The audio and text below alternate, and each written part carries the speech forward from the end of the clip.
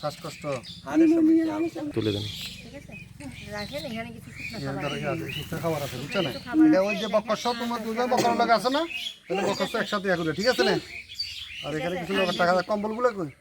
গতকাল একটা মোহনা টিভিতে খবর প্রচারিত হওয়ার পর বিষয়টি আমাদের দৃষ্টিগোচর হয় এবং আমরা চেষ্টা করেছি জেলা প্রশাসন এবং উপজেলা প্রশাসনের পক্ষ থেকে ওনাকে একটু সহযোগিতা করতে, এবং ভবিষ্যতে বিষয়টা আমাদের নজরে থাকলেও আমরা দেখব ভবিষ্যতে ওনাদের জন্য কী করা যায়, আমরা চেষ্টা করব। আমাদের এই যে পাঠাননগর ইউনিয়নের সোনাপুর 1 নম্বর ওয়ার্ডে দুইটা দরিদ্র মহিলার এই মোহনা টিভিতে প্রতিবেদন প্রচারিত হওয়ার পরে আমাদের ডিসি মহোদয়ের নজর আসে। ডিসি মহোদয় তাৎক্ষণিক ইউনো মহোদয়কে এই সাথে কথা বলি ইউনো মহোদয় আজকে আমাদের এই যে সোনাপুর 1 নম্বর ওয়ার্ডে দুইটা পরিবারকে নগদ অর্থ সহায়তা, কিছু শুকনো খাবার এবং এই গায়ে কিছু কম্বল বিতরণ করেন।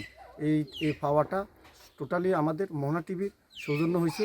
আমি মোহনা টিভির সজীব ভাইকে ধন্যবাদ। আমি এখানে আসছি, আমাদের মোহনা টিভিতে কিছু সংবাদ প্রচার হয়েছিল, এখানে এসেছিলাম দুস্থ মানুষের পাশে দাঁড়ানোর জন্য। আমাদের ছাগলনাইয়া উপজেলার তৃণমূল মহোদয় এসেছিলেন এবং আমরা দুইজন, আমার সিনিয়র যুগ্ম আহ্বায়ক আমরা ছিলাম, আর মোহনা টিভির প্রতিনিধিরা ছিলেন।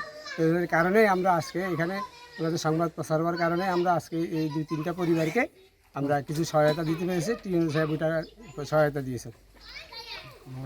এটা আমরা মোহনা টিভিকে ধন্যবাদ। ভবিষ্যতে যেন এরকম প্রচার করা হয়।